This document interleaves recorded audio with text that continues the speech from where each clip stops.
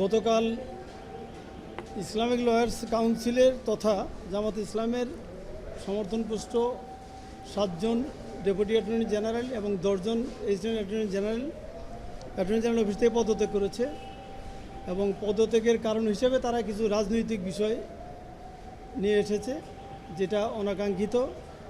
এটা আমরা রাত্রে সোশ্যাল মিডিয়ায় দেখেছি, দেখার জন্য এটার প্রতিক্রিয়ার জন্যই আমরা মূলত আজকে আপনাদের সামনে দাঁড়িয়েছি। তো আপনারা জানেন, বাংলাদেশের ইতিহাসে সবসময় অ্যাটর্নি জেনারেল অফিসের সহকারী attorney general, deputy attorney general, অতিরিক্ত অ্যাটর্নি জেনারেল এবং অ্যাটর্নি জেনারেল, এই পোস্টগুলোতে যখনই সরকার পরিবর্তন হয় তখনই এই আইন কর্মকর্তারা স্বেচ্ছায় পদত্যাগ করে চলে যান। এবং এটাও দেখেছি যে ইভেন কি সরকার গঠনের আগেও, নির্বাচন হওয়ার পরেই যখন দেখেছে যে অন্য দল ক্ষমতায় এসেছে, তখন সরকার দলীয় যারা অ্যাটর্নি জেনারেল অফিসের কর্মকর্তা ছিলেন, অ্যাটর্নি জেনারেল সহ, তারা পদত্যাগ করেছেন। তো আমাদের ইন্টারেস্টিং বিষয় হলো, আমাদের যে বন্ধুরা গতকাল পদত্যাগ করেছে, ওনারা এই সরকারের অধীনে আইন কর্মকর্তা হিসেবে 4 মাস কাজ করেছে, বেতন নিয়েছে, সুযোগ সুবিধা নিয়েছে, পদ পদবি ব্যবহার করেছে। করার পরে গতকাল ওনারা 4 মাস পরে ওনাদের মনে হলো যে এখন তো আসলে পদত্যাগ করা দরকার অথবা রিমুভ হবেন।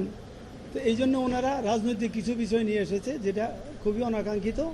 আমার কথা হচ্ছে, ওনাদের এই বক্তব্যটা টোটালি পলিটিক্যাল স্ট্যান্ডবাজি, রাজনৈতিকভাবে প্রভাবিত, যেটা আমরা প্রত্যাশা করিনি তাদের কাছ থেকে। আর ওনারা পদত্যাগ কাজ করলেন। এখন আমি অ্যাটর্নি জেনারেল অফিসে অ্যাটর্নি জেনারেল সাহেবকে আপনাদের মাধ্যমে বলতে চাই যে এই 4 মাস যে ওনারা কাজ করলেন, এরা সরকারের পক্ষে কাজ করেছে নাকি সরকারের বিপক্ষে স্যাবোটেজ করেছে? এই 4 মাসের যে যতগুলো ফাইল ছিল, সবগুলো ফাইল যেন এরা একটু খোঁজখবর নিয়ে দেখে। কারণ সরকারের কাছ থেকে বেতন ভাতা সুযোগ সুবিধা সব নিয়ে, আর দিন শেষে 4 মাস কাজ করে দিন শেষে পদত্যাগ করে আবার সরকারের বিরুদ্ধেই অবস্থান নেবে। এতে মনে হচ্ছে যে তারা অ্যাটর্নি জেনারেলের অফিসে সরকারের স্বার্থ রক্ষার জন্য তারা কাজ করেছে বলে আমাদের কাছে মনে হয়নি। কাজে সরকারের বিরুদ্ধেই মনে হয় কাজ করেছে। এই জন্যে রাজনৈতিকভাবে প্রভাবিত হয়ে এই সমস্ত ভিত্তিহীন অভিযোগ তারা এনেছে, যেটা অনাকাঙ্ক্ষিত। এবং এটা যে রাজনৈতিক উদ্দেশ্য প্রণোদিত, এটা তাদের বক্তব্যেই উঠে আসছে। কারণ তারা যদি সরকারের বিরুদ্ধে আচরণই করতো, তারা যদি সরকারের সুযোগ সুবিধাই না নিত, তাহলে সরকার গঠন হওয়ার পরের দিনই তাদের পদত্যাগ করে চলে যাওয়ার কথা।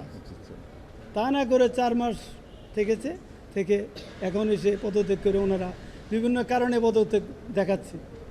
এটা কি বলবো, আবারও বলি যে রাজনৈতিক স্ট্যান্ডবাজি। আপনাদের ধন্যবাদ। এখন এইটা তো খেয়াল রাখার বিষয় না, এটা যার যার দায়িত্ব তার উপর অর্পিত। এই দায়িত্বগুলো এখন যখন তারা বিপক্ষে কথা বলেছে, এখন দেখা দরকার যে তাদের যে দায়িত্বে যে কাজগুলো ছিল, এগুলোর ফাইলগুলো আপিলের ক্ষেত্রে নোট দিয়েছে কিনা, আবার সরকারের পক্ষে সংশ্লিষ্টভাবে স্বার্থ রক্ষা করে তারা কাজ করেছে কিনা, এটা তো অ্যাটর্নি জেনারেল অফিসে জানার কথা না, যে ওনারা ভিতরে থেকে বেতন ভাতা নিয়ে সুযোগ সুবিধা নিয়ে সরকারের বিরুদ্ধে অবস্থান করবে। এখন অবস্থান করাতে আমরা বলতে চাচ্ছি যে সবগুলো বিষয় একটু দেখা দরকার। Thank you. এখন রিসাবলের বিষয়টা মূলত আইন মন্ত্রণালয়েরই। আইন মন্ত্রণালয় যদি মনে করে যে কারোর সাথে ডিসকাস করতে হবে, তারা করতে পারে। না, এটা আইন মন্ত্রণালয় চাইলে ডিসকাস করতে পারে, কারণ আইন মন্ত্রণালয়ের মন্ত্রী তো এখানে প্র্যাকটিসিং লয়ার, উনি পুরোপুরি জানেন এখানে কার কী ভূমিকা ছিল, কারা কোন দলের ছিল। এটা আইন মন্ত্রণালয়ের সিদ্ধান্ত নেবে।